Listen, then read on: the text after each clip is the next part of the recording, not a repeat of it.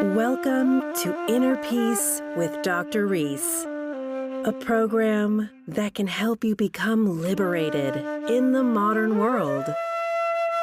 Now, here's your host, Dr. Kevin W. Reese. So what is junk DNA? Welcome to episode number 86. Today, I'm talking to Spencer Clayton. He's a young man who just a few years ago started to experience very cosmic insights and messages. We're going to talk about junk DNA. What is it? How do we activate it? And what's the relation to Star Wars and the Jedi? We're also going to dive very deep into the Ascended Masters, the Annunaki, the 144,000 Lightworkers, starseeds, portal energy, ego death, and much more.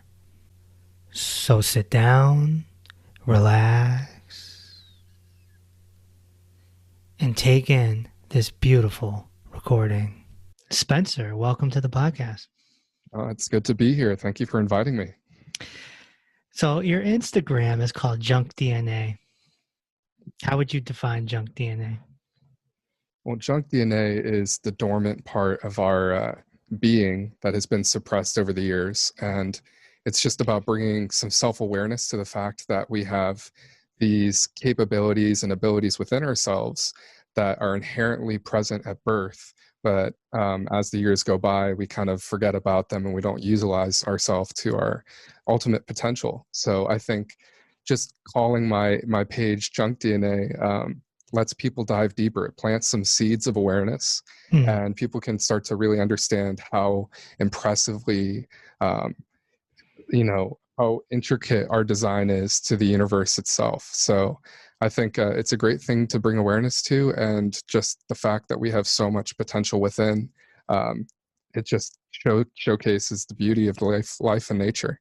We do have this amazing potential inside of us that the average person is just totally not aware of.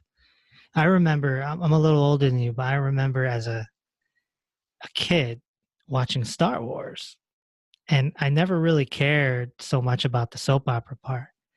I was interested in the Jedi. And looking back all these years, I understand that for the most part, the Jedi are real. You know, there might be some inflections for science fiction purposes, but this mystical potential is real. For all the nerds out there, midi-chlorians are junk DNA. So you can kind of relate that back to the whole perspective. But again, we are just these ultimate beautiful beings of light, and we go by, discounting and discrediting our existence without actually tapping into what's just already there. And so this is the progress. This is the evolution of man. We have to become aware of who we are in order to level up. Let's talk about you, because you're a pretty young guy. You're in your late 20s? Yeah, 28. I just had my solar return on the 2nd. Okay. So pretty young. You're not even in your 30s yet. When did things start happening for you, and when did you become aware of the mystical nature that we're living in? You know what? It's a pretty sad tale, now that I reminisce about it. But basically, I had hit rock bottom. I was searching so much in the external realm of why things were the way they were. And I just wanted to understand life in general. But because I wasn't getting the answers, and for good reason, because now we see that there's censorship to these things and there's different layers that you have to bypass to actually get to the truth. I let that kind of overwhelm me and take me under. And then I found this single point where I literally just looked up. I remember it was one of the nights. I work a graveyard shift at the hospital, but it was one of the nights I was looking up at the stars, and I said, you know what? I don't care what comes next, as long as you can just tell me why things are the way they are. And I woke up the next day with the most profound revelations. Like literally everything that I asked for was just streaming in, cosmic downloads. I was getting information that I never even understood at the moment. It was just all coming in. It was like, this is this, this is this. And I was kind of like gifted this insight, this cosmic insight. And it was just so overwhelming at first because it was like the floodgates released. And I didn't really need to know what to do with all the information coming in. But essentially, what I did was I processed it. I became a lot more content with my existence and life because I realized that we do live in a sci-fi universe. You know, a lot of people like to discount this, but there's so much incredible unseen and unheard information out there that can really open the eyes of the whole collective as we know it. So what happened was I started getting all this information, and it became overwhelming for me myself because I didn't know what to do with it. You know, I mean, am I just going to hoard all of this inside myself? Like, I'm completely content. I'm cultivating inner peace, but at the same token, I want to give out and I want to serve others, and I want to really like make sure that other people understand the same revelations and confirmations that I've received. Did this So, happen to you in like one day, or was it over a period of? well, yeah. So it was basically like the duration of a week. Mm, It was just like, you know, the first day was probably the most intense because that's when, you know, I really got the insight. But my dreams became more vivid. I started getting real-time information. Say I would think of something and it would just be a topic that comes off the top of my head. I would actually be able to dive 6 layers deeper into that without even trying. It would mm, just keep, each door would keep unlocking. It's like, this is like, it was the complete outline of the universe. And I was like, this is, you know, unfathomable. And so I started talking to my friends, immediately got outcast. of You know, course. they didn't understand what was going on. Talked to my family. They said, you know, don't be crazy. And like, talked to the girlfriend at the time, lost her along the way because they wanted to keep this ignorance, this blissful ignorance about them and their life, and really catering and sheltering their reality. And so for me, I'm having the most transformative experiences ever. And I want to share it because these are really profound things that are happening in my life. But because nobody was resonating with what I was speaking on, I kind of had to just, you know, shelter it off and become this hermit of wisdom. Mm, And I didn't really know what to do with all of this until I started talking to one of my friends at work. And, you know, he said, you know what, if you're having all of this amazing, like, cosmic insight, you should really channel this out into a page. You should make something public so that it can have more interaction and engagement. And at the time, I never thought of myself as a content creator. I just wanted to be, I just wanted to live a happy life, knowing what I know and sharing that wisdom along the way. But it turned into this beautiful thing called junk DNA. And again, it was just a leap of faith into the unknown, stepping out of my comfort zone. And I literally planted my feet, started posting the same energy as I do today, the very first day I began. So this kind of catalyzed this whole process for me, this whole journey where I've mm, met so many beautiful awakened people along the way. mm. And it's a realization that it's not that people don't want the knowledge, it's just that you have to be receptive to integrate it. So, you know, You have to be ready to receive. exactly. And that's where you find people online. You know, the online community is just so vast. You cross borders, cross languages, and they're all here to just receive the same message and actually relay their own so that we can kind of tie everything in together. But basically, I started Junk DNA off the turn of a hat. And then at the same time, I actually debuted a Schumann tracker, which is the Schumann resonance. And for people who don't know what the Schumann resonance is, it's basically looking at the energy instreamings of the sun and how it affects the ionosphere, and then us as a succession from that sphere of influence. Mm, So we're getting this cosmic energy always, but it's not until you become aware of what's happening that you can actually utilize and implement the knowing. So I started that at the same time, and ever since it's just been one heck of a ride. and so the insights are still coming. Oh yeah, nonstop all day. That's the thing, is like, I and this is something I'm very firm about. I'm a firm believer that, you know, we have this free will, and if you want something enough, remember, it took me to reach the point of break to get what I needed. But basically, if you put your request out there, it's going to be answered, and it's going to be answered in profound ways. You just have to completely dive in and believe and really trust what's coming through. Hmm. So your junk DNA is ignited right now. Oh yeah, but we all are. That's the thing is, as Yeah. we've gone along this whole process, it's been a little over a year and a half now since I began it.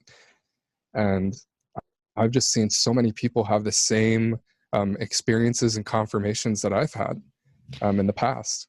And So and that's the beauty of it is someone thinks that they're quote unquote crazy, and then they see all these people that have had the same satori's, what is called in the Zen tradition. And it's like, I'm not crazy. We actually have experiences if we're tuned in. And some people aren't tuned in at all. It just happens. And then that creates the yeah, path of the seeker.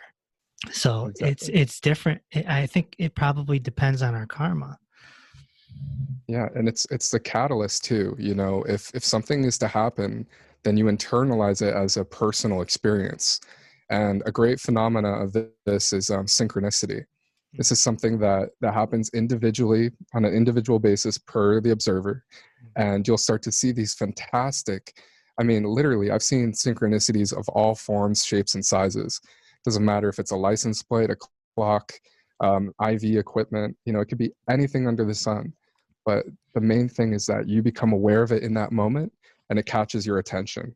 Mm. That's how the universe subtly grabs you, and it says, hey, look, whatever you're doing, you're on the right path, keep going forward. And I've always used that as the green light for me as well, in knowing what I should do, what I shouldn't do, what I should hold back on. And it's worked out splendidly up Mm. until this point. Yeah. How would you describe the 144,000 light workers?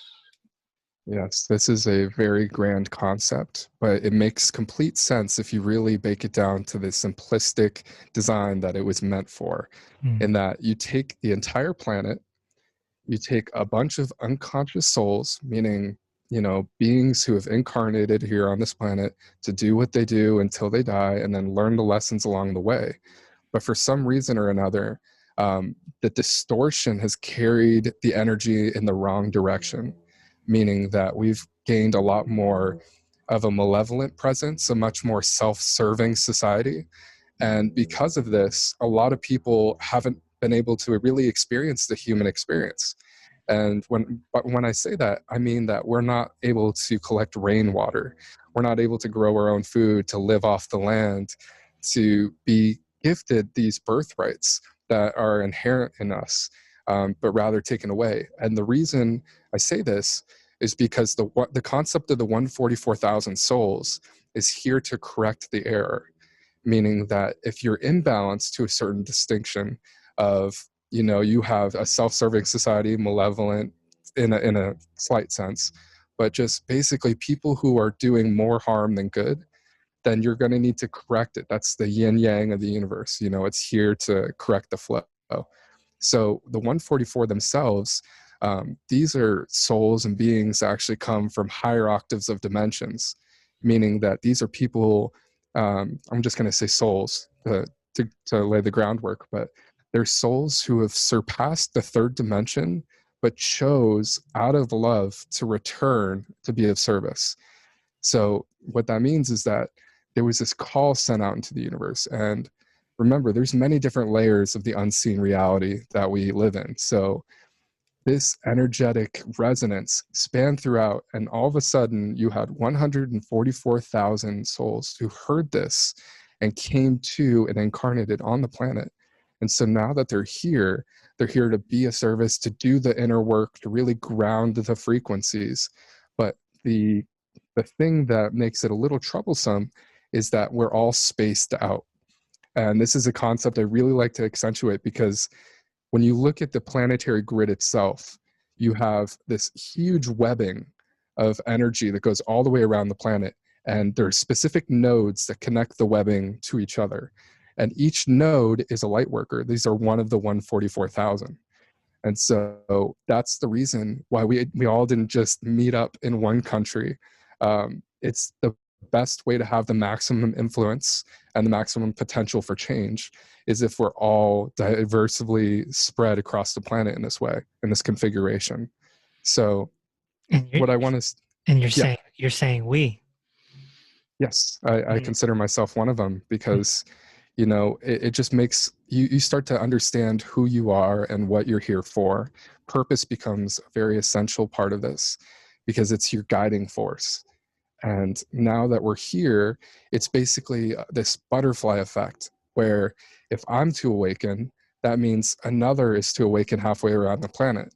And then it kind of triggers back and forth, and we start to catalyze the awakenings in others.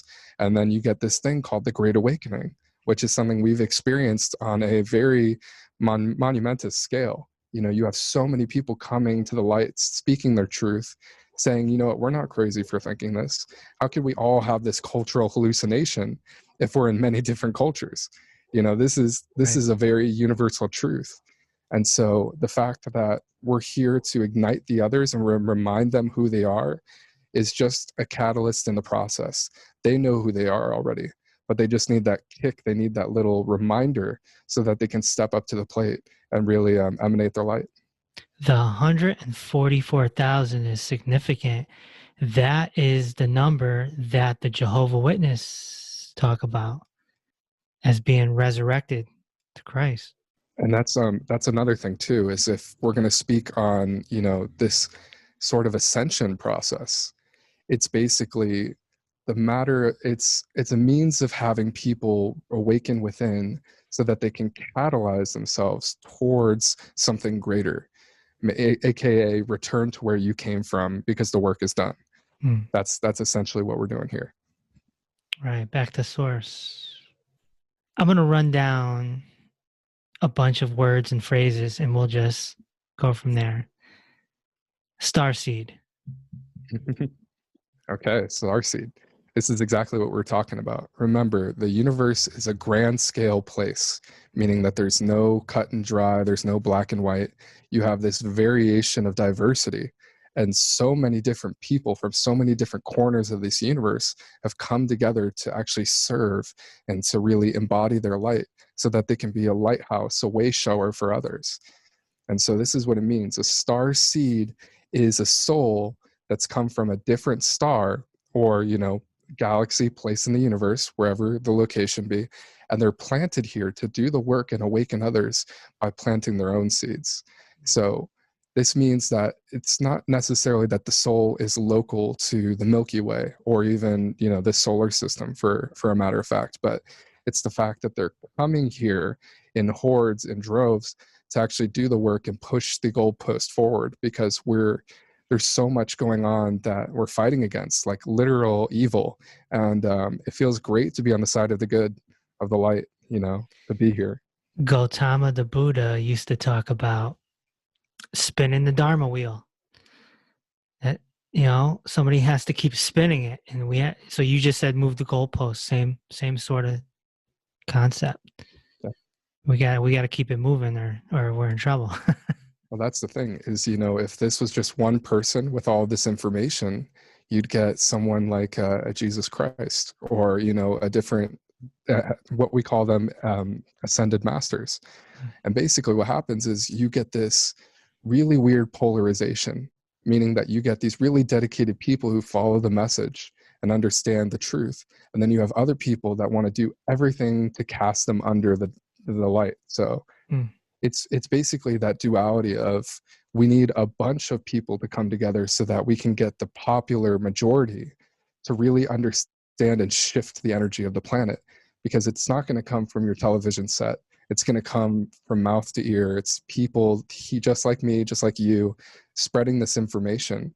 And this is how we actually we make a move forward in the right direction. You mentioned ascended masters. So, this is something that comes up on this podcast every now and again.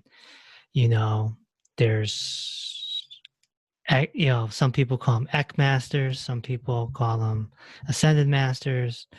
What's your experience with that? Yes, ascended masters are a fantastic phenomenon in their own sense.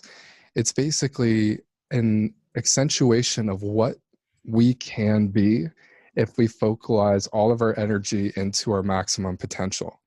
Meaning that ascended masters, let's just run it from the very basics, is a soul that comes to live just like us on the planet, goes through various spiritual lessons and development to a point where they actually increase their vibration to a certain point, and that when they reincarnate, they actually have more activation in that secondary sense. And then you continue that and you keep adding the the momentum until you get to a certain point where they actually transcend duality itself. They ascend higher, but they ascend in body. And so this creates this kind of eternal force that's here to serve others.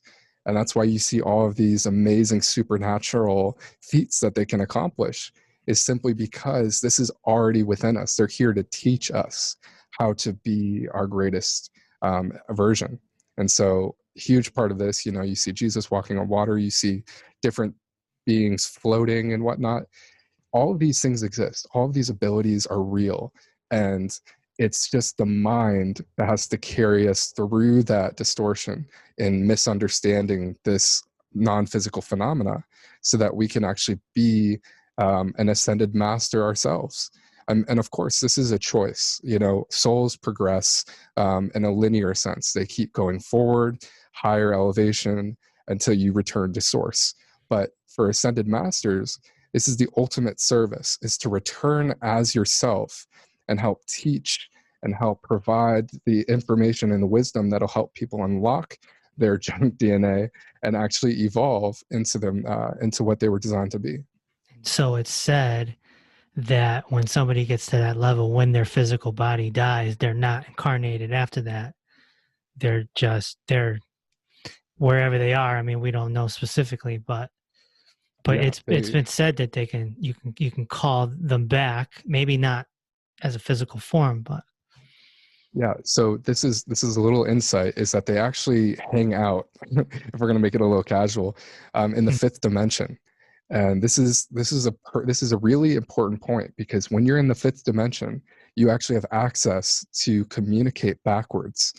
Meaning that if you're in the sixth dimension, you can't converse or necessarily talk to the lower vibrations, but you have to lower your vibration to a fifth dimensional threshold in order to actually have this communication back and forth. So for people who are calling upon the ascended masters, of course, it's not a handshake, you know, it's not like a physical touch, but this is something more etheric.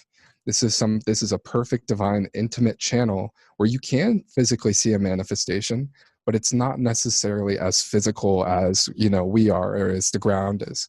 So this is the whole point, is that the universe has given us the tools to exceed and excel in our daily lives simply by using our free will to call upon these experiences. so somebody in the right position could call on someone like Buddha, Jesus, or an Indian guru, or Yeah. whoever's ascended to that level.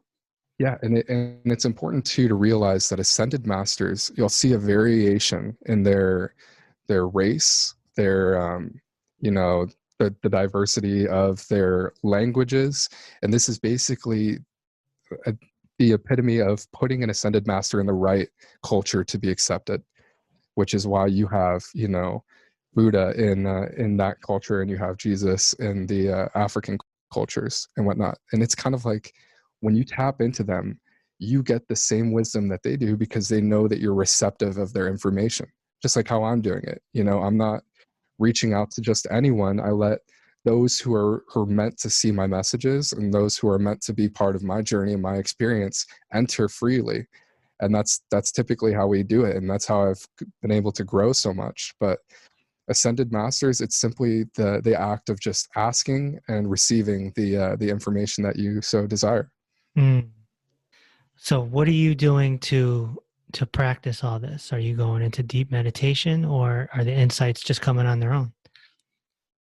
Well, I think it's a mix of both, because when you're gifted this sensation, one of two things happens. One, you either get the internal confirmations on your own, or they're gifted to you via a guide. And for me personally, I've been appointed this guide. You've probably recognized him, Thoth from Egypt. He's the ibis-headed figure, and he's basically the curator of wisdom. He's a scribe, and it's kind of funny how that parallels in my work as well. But it's basically I'll receive these messages, and because I never premeditate a post, I make the post every day as they come, and basically a topic will arise in my head, and I'll get the green light or red light to push it forward. And so that's how I know when people are ready for certain topics, when they're not, when I should wait. And it's kind of like this succession where I'm able to push forward the right messages at the right time. And, I also practice a lot of deep meditation, but one of my favorite modalities of meditation is the actual guided meditations. And there's plenty of different ones. You can find them all over YouTube, all over the internet. Mm-hmm. But highly recommend doing this, even if you're a first timer, because what you're going to gain from this is you're actually going to be able to release yourself, release all the anxiety, the resistance, the thought process. Because when you start to meditate, you start to see yourself overthinking things. You don't really tune in as much, especially when you're just beginning. So with guided meditation, you could just relax fully. You can just release all your thoughts and let the actual person within the meditation take you on a journey into yourself. Mm-hmm. And that's where you have the most profound changes. Yes, I have guided meditations on Spotify and Apple, FYI. I try to take people through, like I have a cave meditation and a nobody meditation where I have their body burn. Things like this, so that they know that they're not their body, and yeah, it's a great way for the seeker to enhance their visualization part of their mind, because of course the mind is kind of split, right, into visual and hearing. You either got the inner dialogue or you got the visual side. Exactly. So, we want to shut the dialogue side down and let the visual side proceed. And that's where a guided meditation teacher can help you, right? So, yeah. And it's the actual equilibrium of the mind too, because you're listening to healing frequencies. And these are balancing both the left and right hemisphere of the brain, but also kind of bringing you more in tune, more center into your body. So that's where that's where a lot of the work is done, right in there. Sure. So what was your experience like when you first met your guide? Wow. I haven't revisited this memory in a while, but it was definitely intense. Like I'm just going to say something, is that when you start to have these revelations and these internal confirmations, when you actually have this mystical presence, approach you, you get these full body sensations of tingles, of different goosebumps. And it's so overwhelming because it hits every cell, goes from the toes all the way up to the top of the head. And for a fact that when that happens, something profound is going on. And so I remember I met Thoth in that night, the night following that request that I sent out to the universe. And it was this beautiful emerald green, like silhouette almost. And I remember he approached me and he said, "We're going to do a lot of work together." I'm sorry, it's just like, it's all coming back to me. But it was so profound. And, I'm like, oh, that was an amazing dream. And then you start to like have this kind of overlay on life. For what I can say is that when I start to channel these posts or whatnot, or when there's a specific message that's coming towards me, it's actually that you actually physically see them within your peripherals. It's like, not directly, but like there. And so what's interesting here is that I've basically tapped into this being who's not only serving me, but serving many others at the same time. And I'm sure plenty of your listeners, you'll at least get maybe one or two that have had the same experience. But these things, they're teachers. And, it's not just a one student, one teacher rule, but it's basically whoever calls upon the guide, whoever calls upon the ascended master. And so I've been working with Thoth for, a little over a year and a half now, and it's just been this incredible symbiosis. I'm helping relay the messages, the deep ones, the ones that people don't necessarily comment on, because it's time to right now. Before, it was more of an esoteric, truth. As you go along, it's kind of like, okay, certain people would understand this, certain people wouldn't. But now that we're amidst the Great Awakening, I feel like people are ready to receive more profound, deeper topics, because this is how we grow as a race. We grow collectively. We have to do this together, and we have to face the really the big topics, the big stuff. So he works with other people. It's not just you. Yes. So, I mean, a good example of this, there's also Ra that I've been becoming aware of. I've spoke to him before, and that Ra is more of a collective consciousness. They're of sixth density, sixth dimension. So basically, they have to actually bring their vibration lower to the fifth to have this communicative ability. But here with Thoth, there's a lot of people who've had this information with Hermes Trismegistus. That's another alias of his. Different, there's different cultures that have branded him in certain ways, but he's been able to actually push the messages out, various cultures, various time periods, so that the message is the law of one. It all relates that we're all one, we're all here moving forward, and we're all of source. So to have that understanding and that comprehension, you could start to dive into the deeper layers of reality, with these amazing topics that I'm green lighted to approve to all of you. So I'm excited. I'm really happy to have this role, and I'm happy to have this mystical experience, because now I don't go back. I don't wake up to life thinking that it's as dull as it was.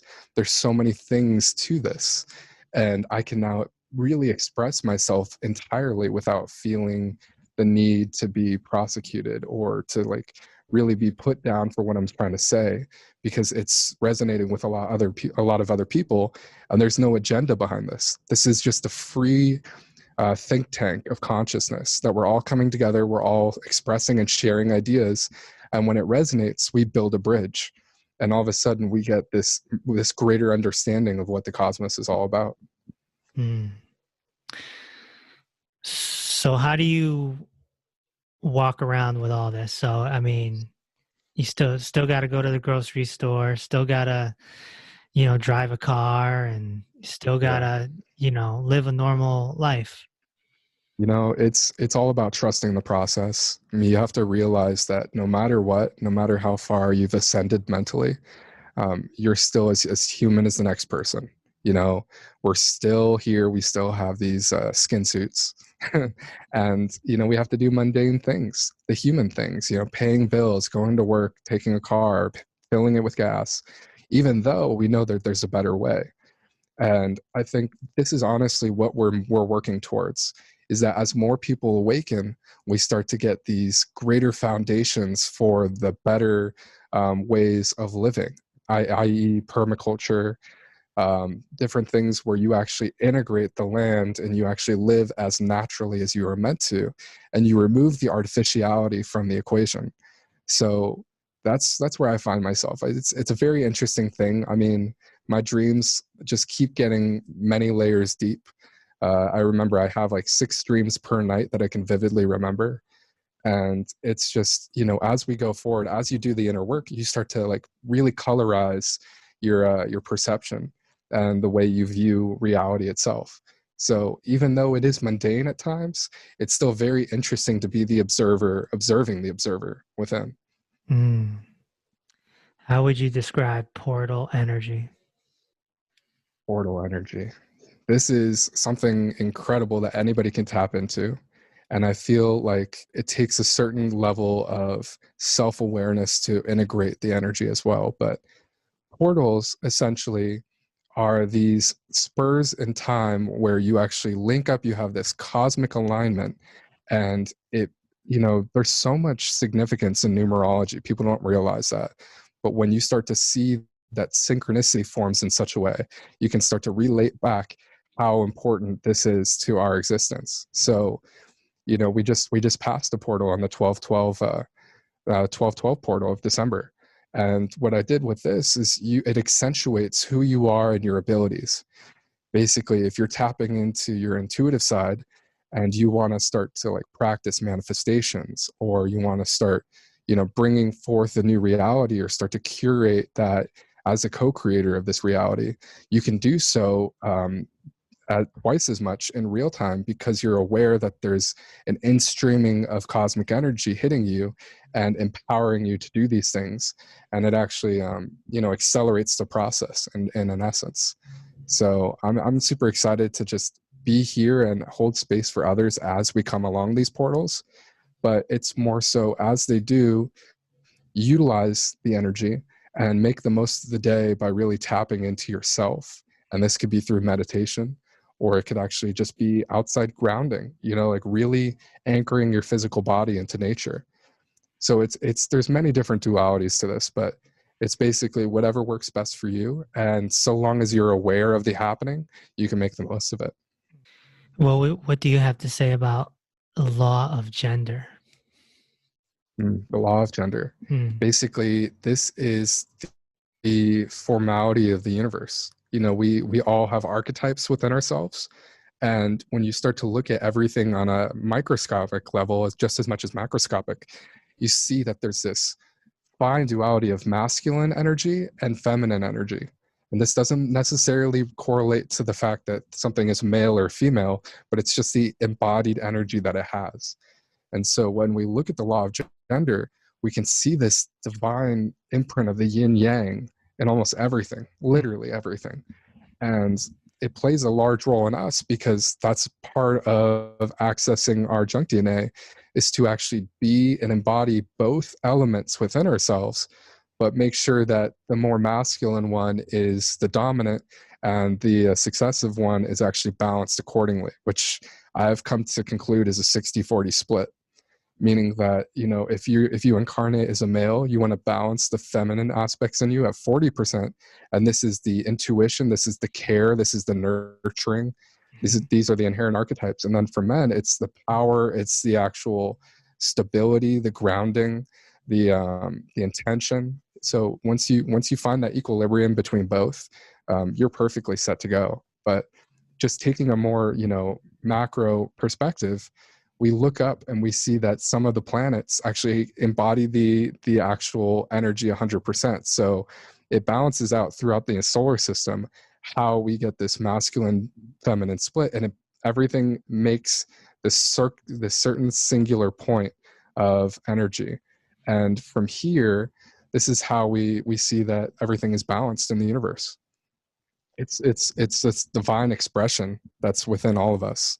And so I highly recommend that if you are to look deeper into the law of gender, go under the microscope first. You're going to see a lot there, and then work your way up, and then start to connect all the dots, because you'll see that once you plug yourself into that timeline, you're just as much a part of the universe as it is us, and nature is us. So I think it's this really beautiful expression and accentuation that everything has this intimate and innate duality. What can you share about the Anunnaki? Well, the Anunnaki, of course, it's been taken out of context a lot of times, but basically, this is where the distortion began, from my understanding, is that you have this beautiful planet Earth, and it's completely untouched. I mean, if anything, flourishing with flora. You have this beautiful landscape of just untapped potential. And then all of a sudden, you get this extraterrestrial race named the Anunnaki, which happened to live on this planet, Nibiru, however you want to pronounce that. But it has this very large elliptical orbit from our solar system. And so when it does make its rounds back and forth, which has happened, thousands of years at a time, they actually were in need of a certain element, and that element is gold. And gold is a very, interesting composite, but they needed it to repair their atmosphere, essentially, because they were going to use it anatomically. But when you bring it back to Earth, when they came, they actually implemented this mining operation to just take the gold from Earth to supplement the planet itself, and they saw some of the humans here, and to make their lives easier, they actually created this slavery kind of like hierarchy system, which we still see today. I mean, it kind of lays the foundation for everything what that Mhm. is as we know it. But they decided to enslave the people to do their bidding, and then because the Anunnaki themselves, I'm not sure if enough people know about this, but they were giants. They were enormous figures, and you can see Yeah. this in the Sumerian architecture and the different art that they have around. You'll see them actually holding a lion as if it were a cat or a dog. Right. And this is an amazing size reference and scale. And so you have these enormous beings with not a lot of empathy, because they're here taking advantage of life on Earth.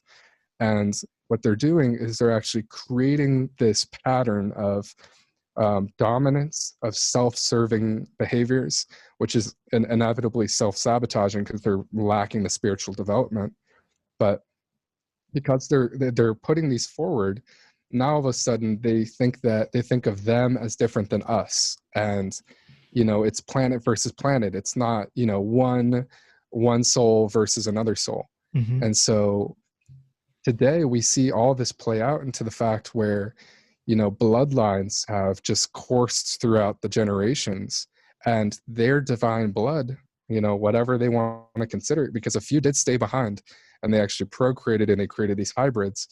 But as it started to go down, you start to get this like really sinister hierarchy of those who are willing to control others without any care or thought in the matter, and then you have those who are just trying to live their lives. And so this is where it comes down to it. And I think the Anunnaki has been just probably one of the worst things that have happened to this planet. But it had to happen because, like, look at where we are now. We're on the verge of this ascension, and so many people are waking up that it couldn't have been done any other way.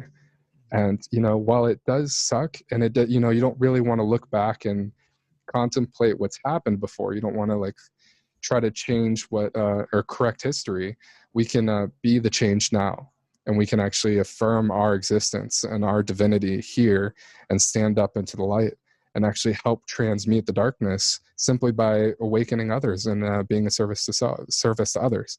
Mm. So the Anunnaki themselves, I think it's just a very interesting phenomenon because it's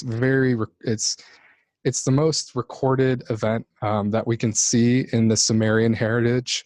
And there's so many breadcrumbs leading back to where we are, to where we could be. So definitely interesting. And they might be directly involved with our junk DNA, couldn't they? Oh Because yeah, actually, I forgot about that. They were the ones. scientists. Yeah, this is something interesting. They were the ones to actually cap our telomeres, which are the tips of the chromosomes. And basically, if you were to cap it, it actually reduces the lifespan of the person with the actual tampering. So we as humans were meant to live thousands of years, but because they capped our telomeres, because we were essentially seen as slaves, they didn't want us becoming self-aware in the process. They capped our limitation to under 200 years. And so you have some people, some Buddhists who can actually push that to the extremes, is because they're taking every step to do so. But if you take the common man, average lifespan is 70, 80, 90. And this is not the way it was ever supposed to be. So they were pretty much cosmic engineers. They were tampering with our genetics, and they they prepared such a place where we have to work our way up the ramp. We have to work our way up out of the hole to actually become who we were. And so this is why it's so essential too, is because our telomeres have been capped. Now we have more of an effort, an established um, intention to awaken people in the time limit, because we're approaching the end of this 25,900 year cycle, which is the cyclical event where souls evolve. And now that we're here, we're aware, we're not too old, we're in decent health. There's so much work that could be done to undo the wrongs that have come from all of this. And it was reported in the Bible that people were living centuries. Yeah. I think Noah lived what, 900 years or something. Yeah. And that's what I'm saying is that it's the potential that's been tampered with, because you start to look around, you realize how unhuman, how unnatural society really is. Mm. You get this like really raw perspective, and you're completely right. That is your intuition telling you, yeah, things aren't the way they are because they've been messed around with. And It's so we're like here to undo it. it's like we're inside the Truman Show. You remember that movie? Quite literally, yes. There's a few movies that are just curriculum, and I think the Truman Show is one of them. Oh, that and the Matrix, absolutely. And The Matrix, yeah. Eat, Pray, Love. I always tell people go watch Eat, Pray, Love. The midlife crisis where somebody wants to turn it around, right? Yeah. So there's a few movies out there for sure. Star Wars, mandatory for the mystic. Oh, absolutely.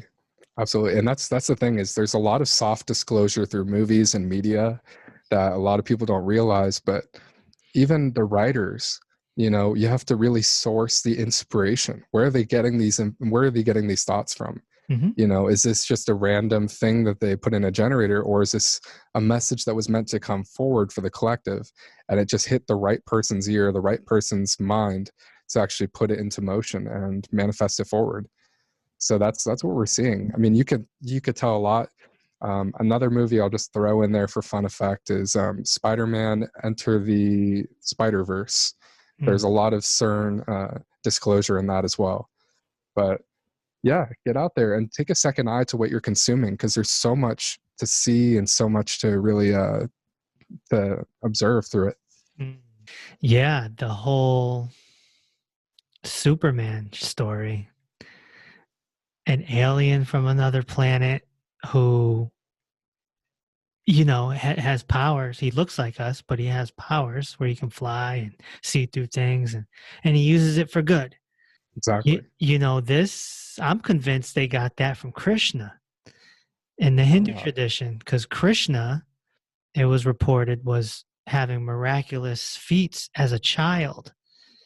And of course, in the Superman story, he's here as a child. Mm-hmm. And he starts picking up cars as a 5-year-old, and it's like, what the heck? And Krishna was doing all sorts of things in the Hindu tradition. So, go figure, they're both blue. I don't know. That's exactly it. And it's just meant to remind us of who we are. That's why when I say we live in a sci-fi universe, I'm not basing it off sci-fi. I'm saying that sci-fi is basing it off us. It's the other way around.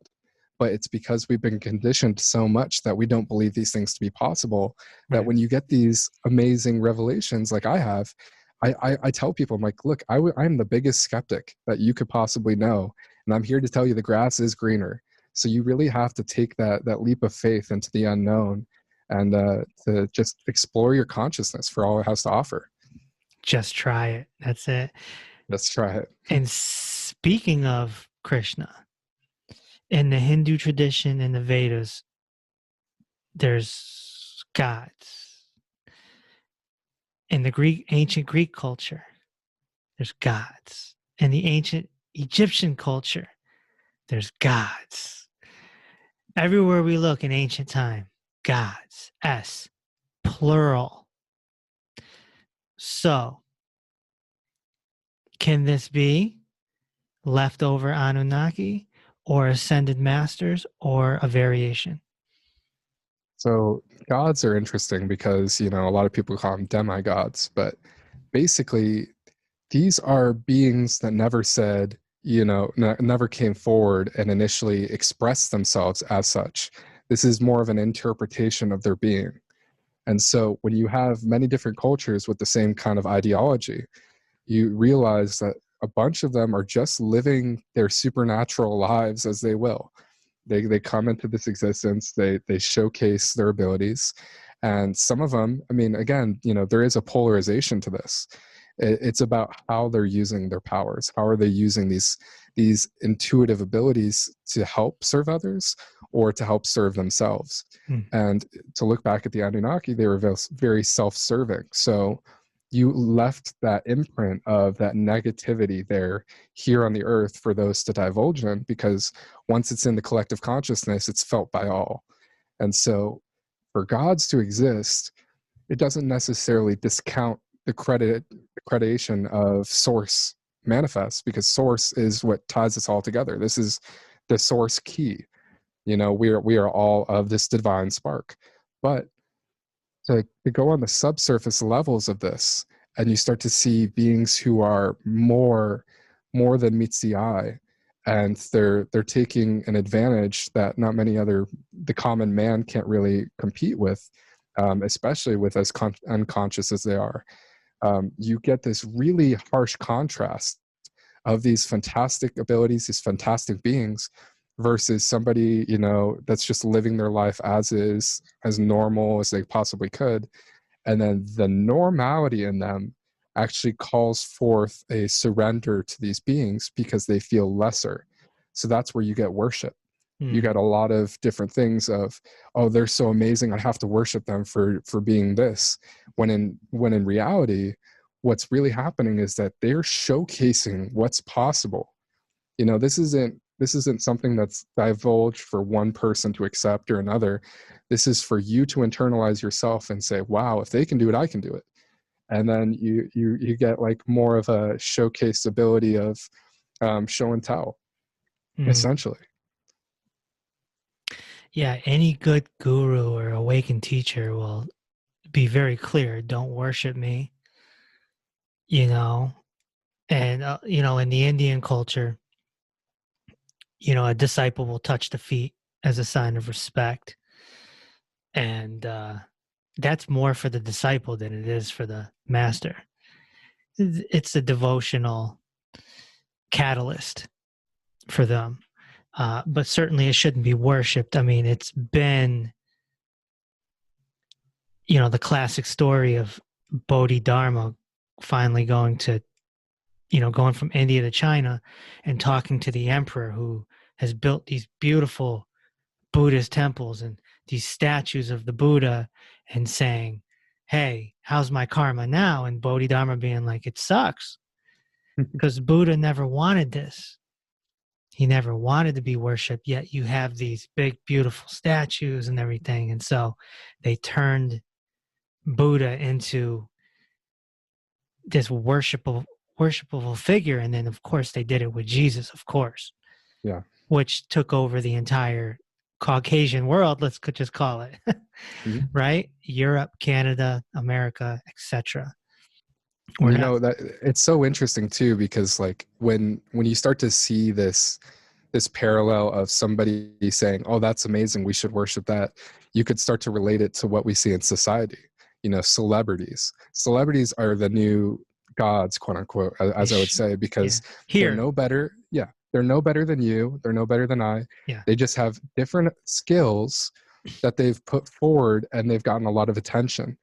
Now, mind you, there's a Michelangelo somewhere in Kansas. You don't know where there's people with these abilities and talents that are just shy. They're not able to express themselves or speak their truth as effectuously as they would if they were a celebrity. Right. So the fact that we just see somebody on camera and all of a sudden we become subservient to them.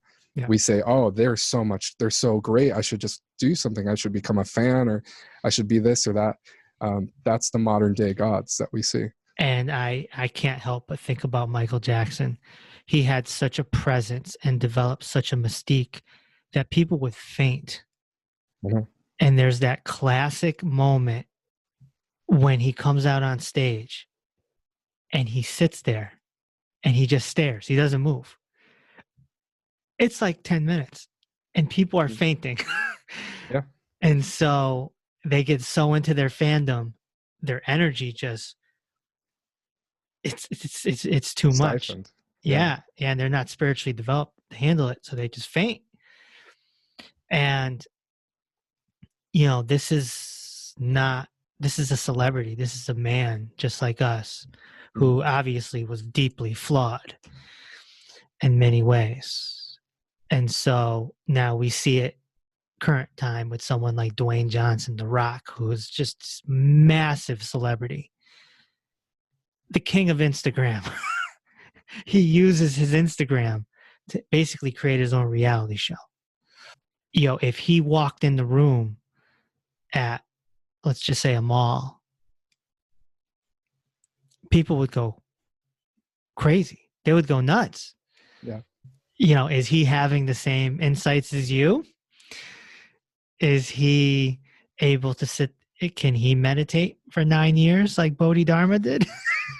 Well, that's the thing, it's a double-edged sword. While you do get the recognition for your existence, you also boost your ego to unparalleled levels that you can't necessarily humble yourself at all, even if you wanted to.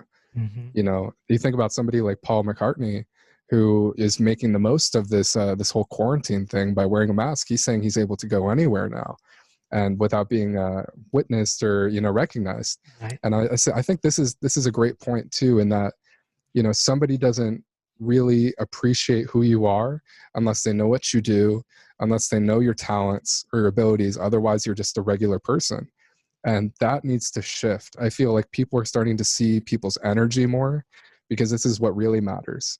You can feel when somebody is high vibrational. When you encounter somebody impactful, doesn't have to be any celebrity or high status politician, but when you're in the presence of somebody that's going to change the world, you can feel it.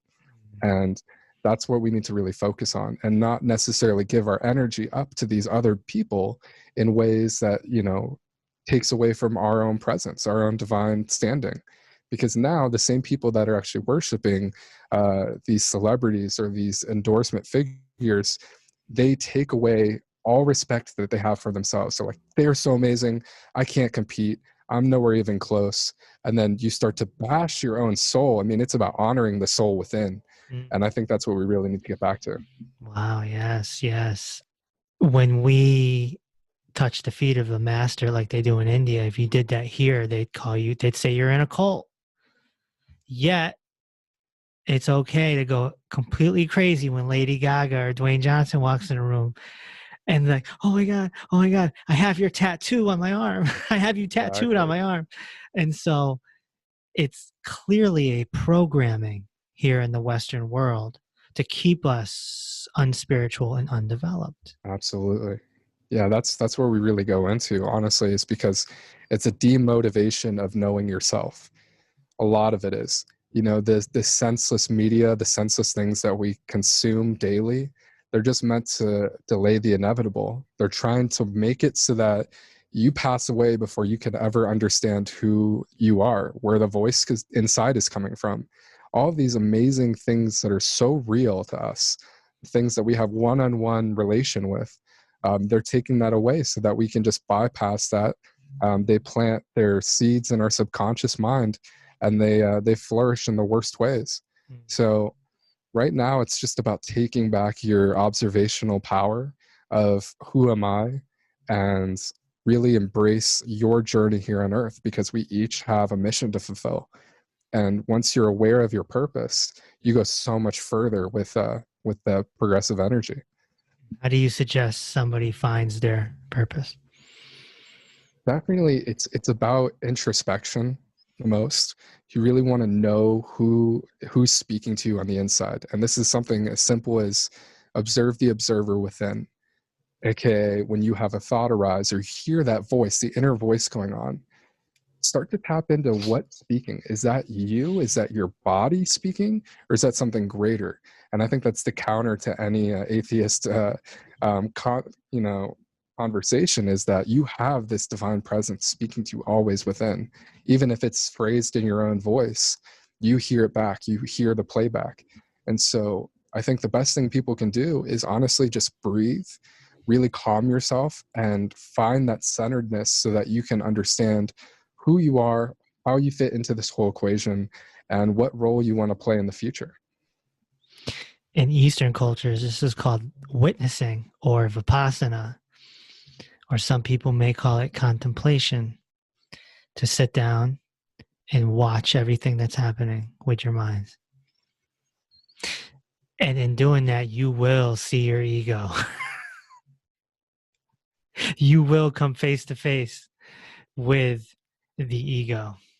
That's a really good point to talk on too, is ego death.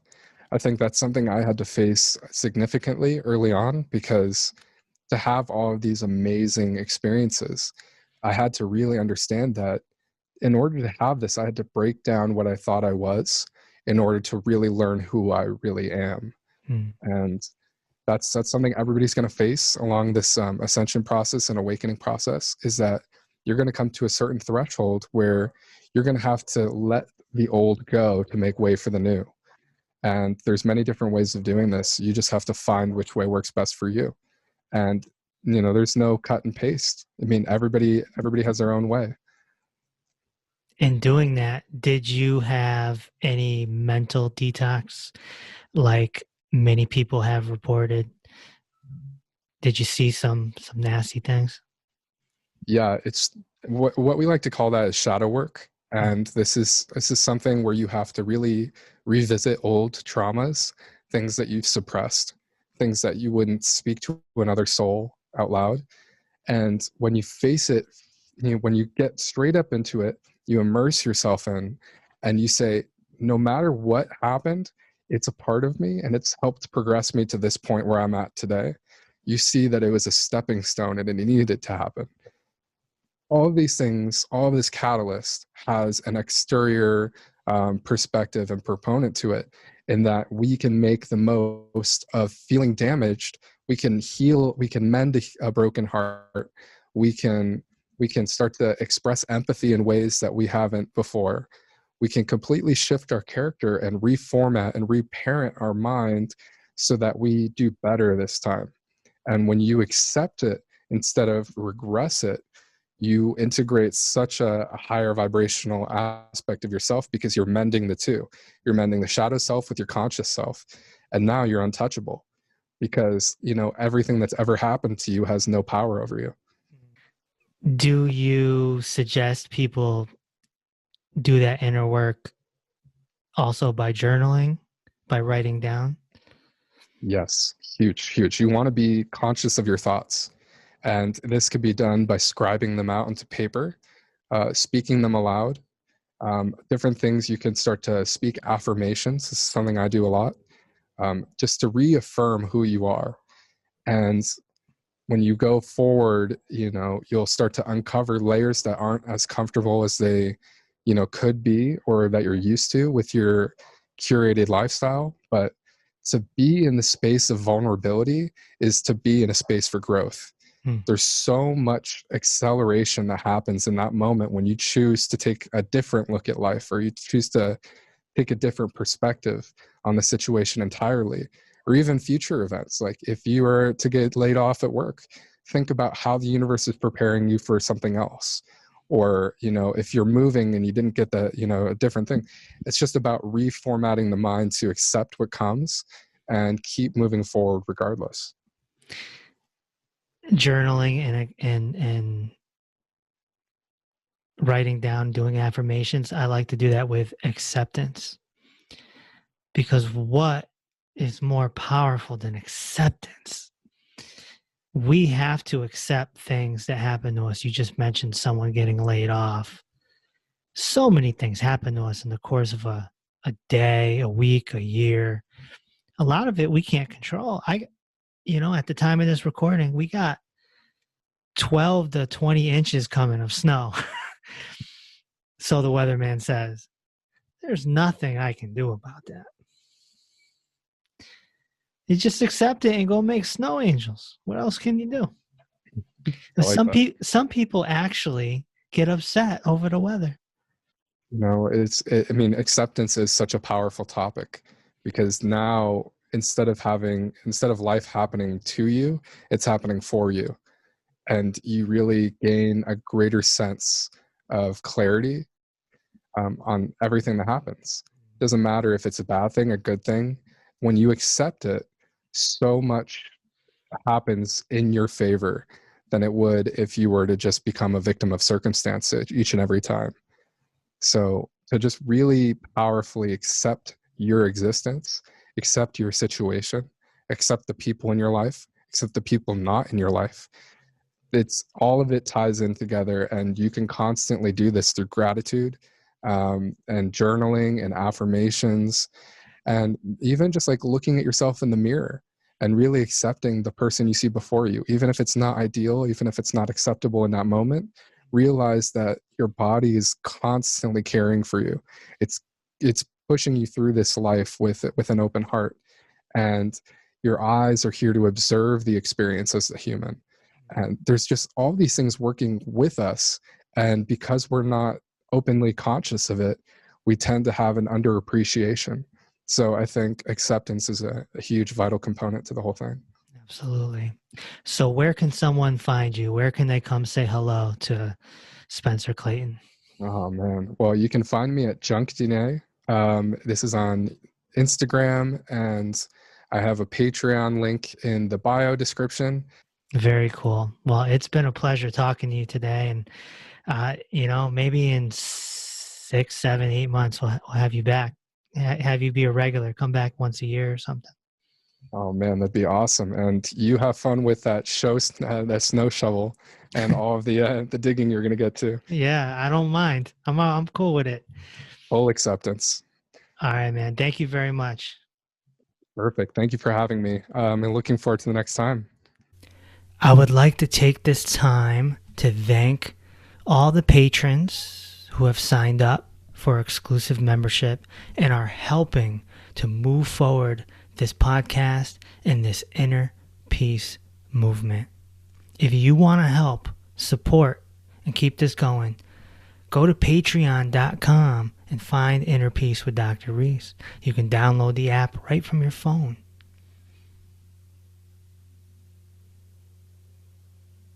And of course, you can get there by going to drreese.com.